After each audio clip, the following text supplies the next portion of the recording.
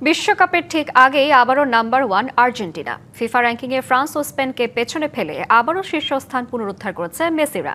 বিশ্বকাপের প্রস্তুতি ম্যাচে আইভরি কোস্টের সাথে 2-1 গোলে হেরেছে ফ্রান্স এবং ইরাকের সাথে 1-1 গোলে ড্র করেছে স্প্যানিশরা, যার ফলে র্যাঙ্কিংয়ে অবনমন হয়েছে দল দুটির। তবে বিশ্বকাপের প্রস্তুতি ম্যাচে হারলে আবারও র্যাঙ্কিংয়ে পিছিয়ে যাবে মেসি রদ্রিগোরা।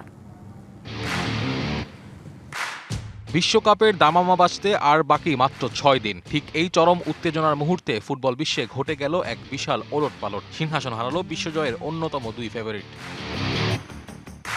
সবাই যখন বিশ্বকাপে রণকৌশল সাজাতে ব্যস্ত, ঠিক তখনই প্রীতি ম্যাচের মঞ্চে নেমে এলো স্তব্ধতা। কেউ কি ভেবেছিল বিশ্বকাপের ঠিক আগে আইভরি কোস্টের কাছে এভাবে 2-1 গোলে হেরে মাঠ ছাড়বে শক্তিশালী ফ্রান্স, কিংবা এশিয়ান পরাশক্তি ইরাকের রক্ষণ ভাঙতে না পেরে 1-1 গোলে ড্র করে পয়েন্ট খোয়াবে তারকাখচিত স্পেন? ইউরোপের এই দুই জায়ান্টের এমন আকস্মিক পা হরকানোর খেসারত দিতে হলো হাতে নাতে। ফিফার সর্বশেষ র্যাঙ্কিংয়ের টেবিলটা ওলটপালট হয়ে গেল এক নিমিষেই। আর এই সুযোগে ফ্রান্স ও স্পেনকে পেছনে ফেলে ফুটবল বিশ্বের শীর্ষস্থান পুনরুদ্ধার করে নিল আর্জেন্টিনা। নগদ নিয়ে এলো হার না মানা হার অফার। সর্বনিম্ন 10,000 টাকা রেমিটেন্স নগদে পাঠালে থাকছে স্বর্ণের হার জেতার সুযোগ। আর্জেন্টিনা শীর্ষে ফিরেছে বটে, কিন্তু তাদের এই সিংহাসন সুরক্ষিত নয় একদমই। র্যাঙ্কিংয়ের পয়েন্ট টেবিলে লড়াইটা এখন এতটাই চড়া যে বিন্দুমাত্র ভুল করলেই আবারও পিছিয়ে পড়তে হবে আলবিসেলেস্তাদের।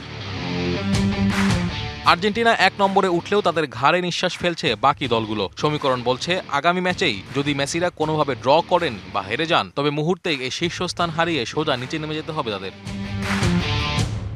শীর্ষস্থান ধরে রাখার কঠিন সমীকরণের মাঝেই আগামী 7 জুন হন্ডুরাস ও 10 জুন আইসল্যান্ডের বিপক্ষে শেষ প্রস্তুতি ম্যাচে মাঠে নামছে আর্জেন্টিনা। তবে বিশ্বকাপের মূল লড়াইয়ের আগে ইনজুরির ঝুঁকি এড়াতে এই ম্যাচে থাকবেন না মেসি ও এমিলিয়ানো মার্তিনেস।